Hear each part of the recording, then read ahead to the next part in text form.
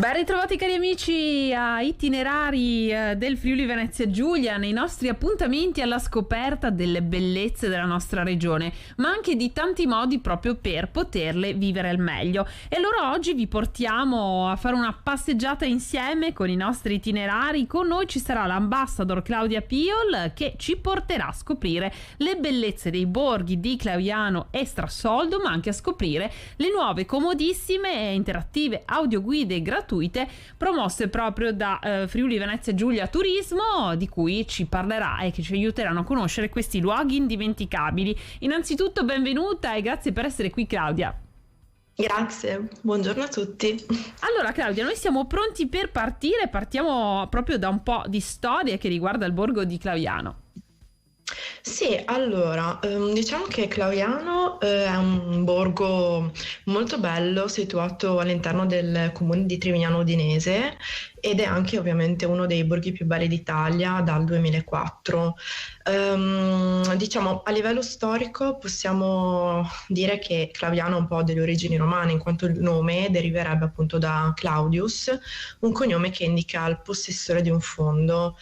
E tracce di questo bellissimo borgo le troviamo già nel 1013 in una pergamena del patriarca di Aquileia. Infatti Claviano era parte del patriarcato di Aquileia fino a quando non c'è stata la caduta e l'annessione alla Repubblica di Venezia, ai veneziani.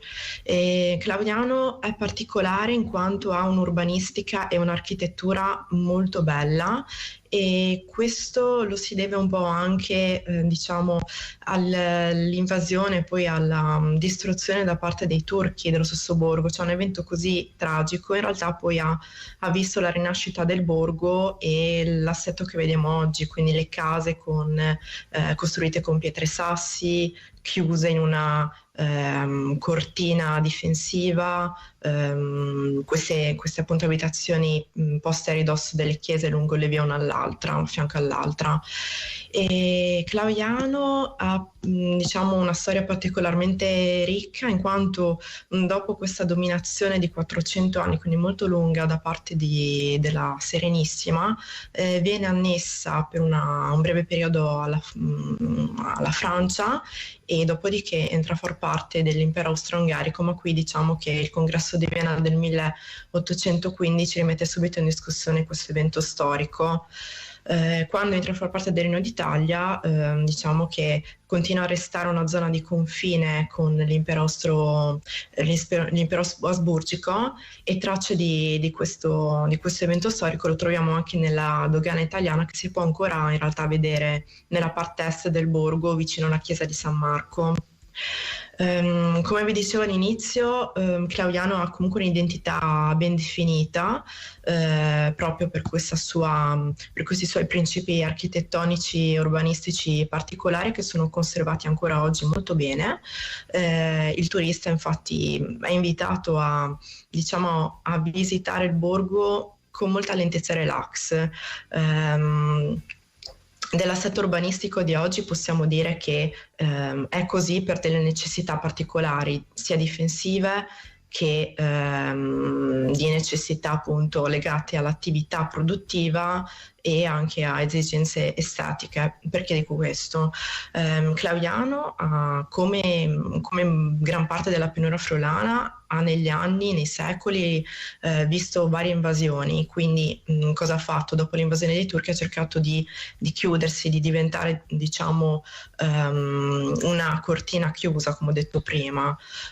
Poi esigenze legate all'attività produttiva, in quanto a Claviano ovviamente ci sono case che hanno questa caratteristica di essere case rurali, da qui i portoni di accesso costruiti in un certo modo per far passare i carri piuttosto che gli animali, oppure delle stanze per le varie attività, come non so, attività vitivinicole piuttosto che tessitura, insomma varie esigenze ed eventuali. Certo. E poi appunto a Claviano troviamo anche una parte diciamo un po' più estetica, legata al fatto che era una zona di villeggiatura delle grandi famiglie signorili. cito solo appunto Villa Manin piuttosto che Casa Palladini, Casa Foffani. Comunque in ognuna di loro troviamo queste caratteristiche che ho elencato. Bene, quindi insomma una storia affascinante. Che cosa quindi un po' ce l'hai svelato nella storia, ma facendo un piccolo riepilogo, cosa c'è da vedere in questo bellissimo borgo e quali strumenti utilizzare per viverlo? Beh, allora, come strumenti utili indico subito il sito di Easy Travel che permette al turista di scaricare delle audioguide gratuite. Questo progetto molto interessante è stato diciamo realizzato da 7 proloco regionali della Bassa Friulana con il finanziamento della regione e il supporto dell'ente turismo FVG. Scaricando queste guide, che ripeto sono gratuite, si possono appunto visitare con un racconto i borghi di Clauiano, Tor Viscosa, Aiello, Ioannis, Strassoldo, Terzo di Aquileia e Santa Maria la Longa. Quindi anche per Claudiano vale la stessa regola, scaricare l'app ed essere poi guidati in totale relax per il borgo. Mi chiedevi cosa si può visitare? Beh, appunto ho citato varie abitazioni, sono state costruite tutte comunque in epoche diverse, ma hanno le caratteristiche insomma architettoniche di bellezza che ti ho indicato prima. Cito Casa Cardellini, che è indicata come la più antica, Villa Aris, che rappresenta un tradizionale esempio di complesso padronale veneto friulano, Casa Palladini, che è particolare perché conserva ancora oggi il focolare con cappa e camino, una meridiana sulla facciata principale, colonnati e vasche in pietra. Poi c'è Casa Foffani, Villa Manin, che è particolare Certo. perché ha un caratteristico foulador dove appunto si lavorava il vino, si pigiavano le uve. E poi le 2 chiese di San Marco e San Giorgio che custodiscono ancora oggi una fonte battesimale del 500, affreschi e comunque è molto bella da visitare.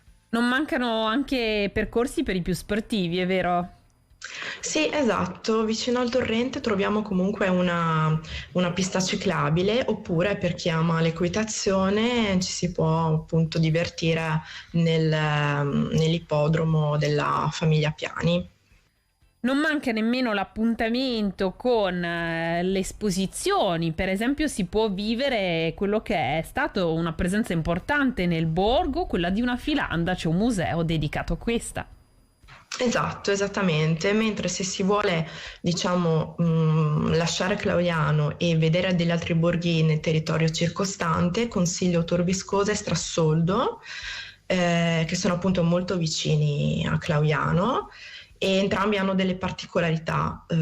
Cito che Tor Viscosa possiamo definirla una company town in quanto è stata realizzata, voluta e progettata da un'azienda privata, la SNIA Viscosa, per la produzione di fibre tessili, e quindi nell'assetto vediamo appunto delle zone della città, del borgo divise per esigenze come volle Giuseppe De Min, quindi ci sono gli spazi per il lavoro, quelli per il tempo libero, quelli per appunto esigenze religiose e poi le zone residenziali per operai, dirigenti e impiegati. È particolare Tor Viscosa perché è una città che possiamo definire di epoca fascista, infatti la si vede nell'architettura anche questa cosa. Tipica insomma del periodo. Esatto. E mentre Strassoldo, che è comunque appunto sempre vicino a Clauiano, è anche lei un borgo, uno dei borghi più belli d'Italia, però questo riconoscimento è stato fatto nel 2020, quindi è abbastanza recente. In questo caso Strassoldo deve il suo nome, deve la sua origine all'omonima famiglia nobiliare di origine germanica e possiamo dire che la sua fondazione sia intorno all'anno 1000 nel periodo del Sacro Romano Impero Ottaniano. È particolare perché all'interno ritroviamo 2 castelli, quello di sopra e quello di sotto, che probabilmente furono costruiti perché appunto la famiglia nobile si fece numerosa, poi magari si divise. E fu ricostruita come varie cittadine della pianura friulana intorno al 300 e al 500, grazie a un intervento della famiglia appunto Strassoldo con la Repubblica di Venezia. Benissimo, un viaggio veramente affascinante, storie interessanti che noi vi abbiamo raccontato proprio insieme a Claudia, ambassador proprio per turismo FVG, però potete ascoltarle anche voi proprio con le pratiche audioguide. Ce lo vuoi ricordare? Sì, su Easy Travel è semplice, bisogna solo scaricare attraverso un QR code la guida prescelta e poi si va alla scoperta del borgo.